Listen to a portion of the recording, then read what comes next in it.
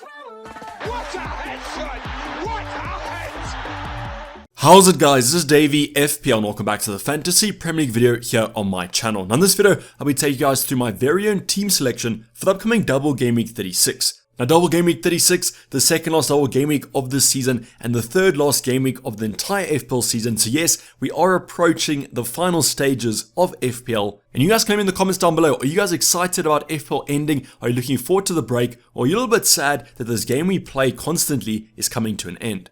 But don't be too sad, because obviously FPL will be coming back next season, but I'm pretty sure there'll be some of you out there that are actually sad to see it go. Now in this video, I'll be going through my own team selection. I'm going to take a review of Game Week 35, just go through a quick review as I did in the transfer plan, give you guys where we're currently sitting in the overall ranks before talking about my transfer plan and my final team selection.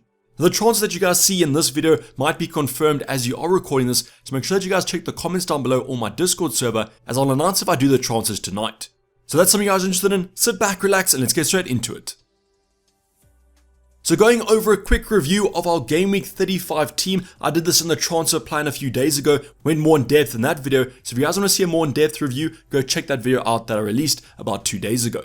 But starting off on the bottom right hand side, you guys can see 35 points total, not a very good game week, but it was a good week to have a bad week, as the average was around 35 points as well. Now, unfortunately, the average points wasn't going to be a green arrow, and it was about a 5k red arrow from just in the top 100k to just out of it.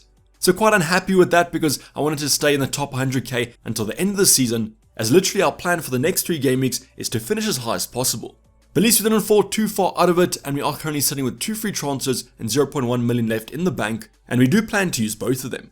Now let me know in the comments down below, how did you guys get on in Game Week 35? I've seen some massive scores, some very differential kind of scores. So was it a green arrow or was it a red arrow, and where are you guys currently sitting in the overall ranks? But focusing back onto my team, on our bench, we've got Kepa, Luke Shaw, Botman, and Greenwood. Now the only big kind of talking point about this was going to be kind of the benching of Botman and Shaw. There was some concerns about them potentially playing Arsenal and having tougher games, and in terms of Luke Shaw, I chose to go for Luke Shaw over someone like a Trippier. So these 2 options were on my bench, and both of them ended up conceding, but Luke Shaw conceded less and therefore got 2 points. There was a little bit of another talking point in terms of our goalkeepers, not relating to Kepa or kind of rotation. It was going to be our starting goalkeeper Edison that yet again lost the clean sheet to 1 goal. But to be fair, Leeds did play quite well in that second half, and that's obviously where the goal did come from, but it was only going to be 1 goal, and that's why Edison's on 2 points. But yet another game week goes by where we are benching the keeper that scores more points, Kepa on 3, Edison on 2. Will we make the same mistake in the upcoming game week?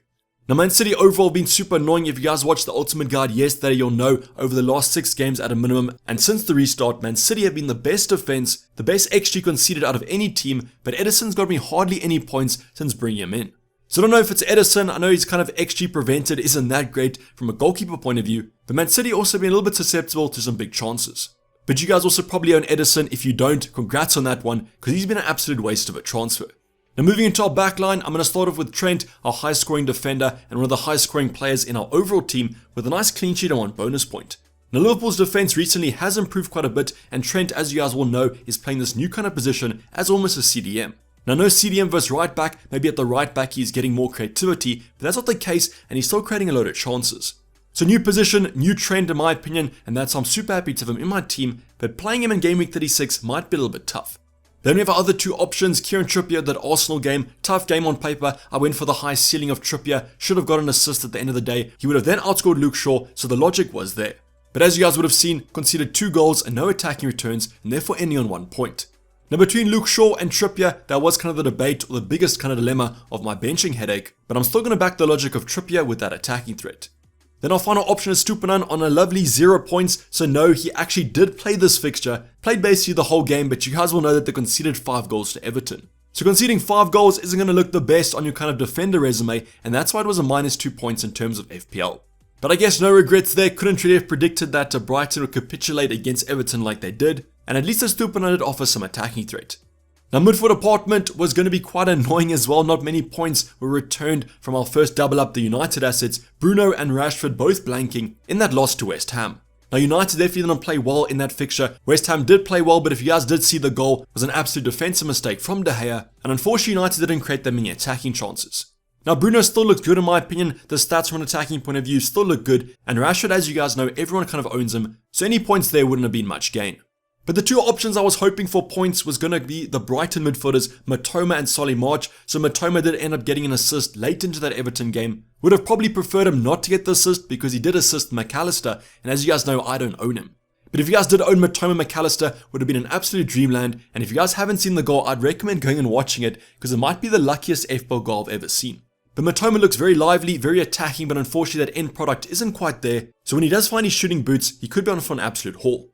But the biggest sad story of our game week was going to come from Solly March. Didn't start that to Everton game, no one kind of knows if it was injury or if he was just in bad form at the current moment, but came off at half time as Everton were winning. But in the next few minutes after that substitution, looked pretty strong, might even be the best kind of Brighton attacker on the pitch, but after a bad pass in the Everton final third, and Everton counter-attacking, he chased the counter-attacker and ended up pulling a hamstring. Now there's been no kind of estimate on how long he's going to be out for, might be this week, might be 2 weeks, might be the entire season, but we should get news tomorrow in the press conference.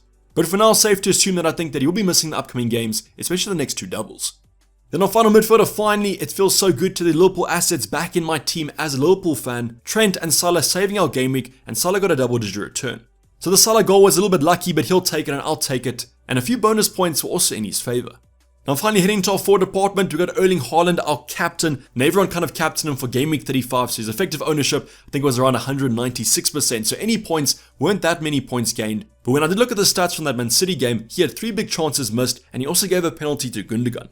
So I don't know about you, but I thought that he should have probably taken the penalty, and if Man City did end up drawing that game, I'm pretty sure Pep would have been quite hacked. But you know what they say about the early kickoff? Happened with Rashford a couple of game weeks ago, happened with Haaland yet again, 3 big chances missed, an absolute disaster class. But everyone kind of captained him, but if you did captain Mo Salah, congrats on that move, because the courage it would have taken to go against that effective ownership would have been quite a lot, and you were rewarded for that. Then our final forward to go for Ollie Watkins, kind of one of those differentials in our team that I hoped would end up scoring, but Aston Villa have lost the goal scoring form over the last 2. Not only that, Ollie Watkins also got a yellow card in the second half, taking him to 1 point. So after the review of game week 35, you guys can understand why I was pretty disappointed. Solly March, nice differential, Bruno, nice differential, Ollie Watkins, a nice differential, all of them ended up blanking, and the points really came from our Liverpool assets. But let me know how you guys did in game week 35. Did you captain Mo Salah? You would have been looking at a massive green arrow, or were you like myself on a little bit of a grey one? But at least now with 2 free transfers, not a lot in the bank, let's see what we can do with that. So going on to our transfer plan for the upcoming double game week 36, you guys would have seen my transfer plan video, you would have seen my ultimate guide. Those 2 videos kind of combined into my upcoming thoughts. So the first transfer I want to go over is going to be the one that's pretty set in stone in my opinion. The best replacement for an injured Brighton midfielder is another Brighton midfielder, and in that case it's Solly March out for McAllister. Now we went over some other replacements. I like the Crystal Palace options. Elise and Eze look quite strong. You could go for a Willock or a Joelinton, but with 2 Newcastle players, I want to captain one of their forwards. So that kind of leaves one option for me, and it's the Brighton midfielder McAllister. Now the biggest thing about Brighton is they have 2 double game weeks in the next 2 fixtures. I know the fixtures aren't that great on paper. They face Arsenal, Newcastle and Man City in the next 2, but I still think Brighton might pitch up against these better teams. Now we went over the stats yesterday from Fantasy Football Fix. McAllister's stats still look pretty strong. He's no Solly March in terms of the stats, but if you outperform him if Solly March misses the next 2. Now my biggest concern about this transfer is the fact that we haven't got news yet, and if I am forced to make the move tonight because of my banking constraints, who kind of knows, maybe Solly March returns for the upcoming game week. But taking the assumption that he did kind of hold his hamstring and was substituted directly after that, I do think I'll at least miss this upcoming game week. Now if you guys do pay attention to the kind of prices of these players, you'll know that I can't actually afford this move with only 1 free transfer, and therefore I have to do another downgrade.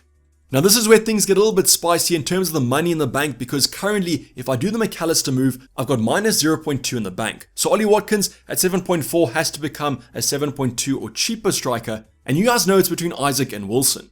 Now currently it looks like McAllister might rise in price tonight, and Callum Wilson is also getting pretty close, so therefore if I want to bring Callum Wilson into my squad, I have to do it tonight. Now if we do see that transfer slow down a little bit tonight, then we can survive 1 price rise, but not 2 for Wilson and McAllister. Now the biggest piece of information I want for bringing in Callum Wilson is the fact that he starts the Leeds game on Saturday. It's the first game of the game week 36. We should get some early team news at least about the Newcastle lineup, and I really want that if I was to bring in Callum Wilson. Now if I was to go for Isaac, I have kind of 2 price rises to play around with. Isaac can rise in price, McAllister can rise in price, and then I still can afford these moves.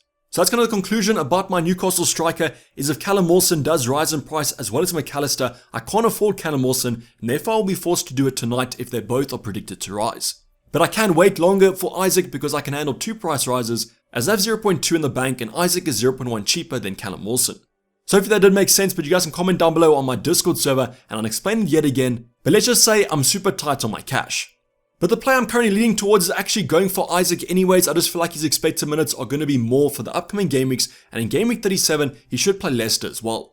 But if I do manage to wait out till kind of Saturday morning, we get news that Callum Wilson does start, I still have one free transfer left in the bank, enough money for Callum Wilson, then I probably will go there and captain him.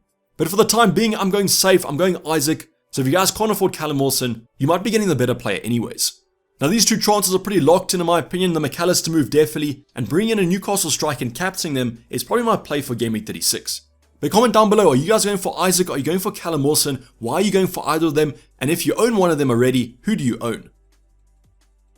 But now going to the actual team selection for the upcoming double game week 36, this will be with both transfers kind of locked in. I still have 0.2 in the bank, and that's what I was kind of explaining about the Callum Wilson price rise as well as the McAllister one. So to repeat it again, if McAllister does rise in price tonight as well as Callum Wilson, I can't afford them tomorrow as I don't have enough money in the bank. But I can afford if Isaac rises tonight as well as McAllister, as Isaac's 0.1 cheaper than Wilson. Now will I bring Callum Wilson in tonight? That'll be kind of a punt to go for with no news about the early team news on Saturday. It's a risk in my opinion, and that's why I might just go for Isaac if I'm forced to make a move. But let me know your thoughts on that in the comments down below as with the previous talking point. But now I want to focus on the actual team. So let's start off on our bench, and the bench is quite contentious this week. You guys will see that I'm currently benching Trent, Luke Shaw, Greenwood, and Edison. Talk about Edison a little bit later on, but currently Trent and Luke Shaw are where my head's at. So for me, Trent might actually have a massive game week, but I do see Leicester scoring in this fixture. They simply have been too attacking in the last couple game weeks, and a little bit of defense isn't as sure as people are saying. Then with Luke Shaw, it's almost a guaranteed clean sheet in my opinion. Yes, he might have the kind of high ceiling of 6 points, but that's still 6 points at the end of the day. But definitely I would start Trent over Luke Shaw if I was to choose one, and I might actually do so after you guys see my defense. But let's talk about the Edison kind of benching at the current moment. Will I be benching the wrong goalkeeper for a third game week in a row, third time luckier? Let's hope that my starting goalkeeper does get the points, and that's Kepa against Nottingham Forest.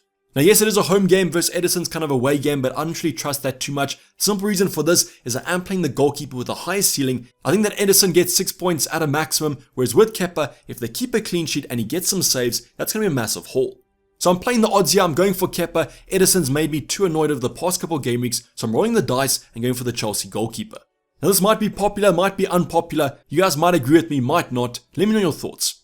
Then moving on to the defensive department, the double up in the Newcastle defense, Leeds away, Brighton at home. Definitely that Leeds game is the one that you guys are going to target from a defensive point of view, and I do think that Newcastle could keep a clean sheet in this one. Now obviously with Trippier offers more attacking threat than Botman does, so if I was to bench a Newcastle defender, Botman would be the one. Now let's bring in a Stupinan with Arsenal away, Newcastle away. Terrible games on paper, but I guess a Stupinan does offer some attacking threat going forward, even though attacking returns have kind of dried up over the past couple game weeks. Now if you guys were to look at my back three at the current moment, it's probably between Botman and a Stupinan that I would bench for Trent.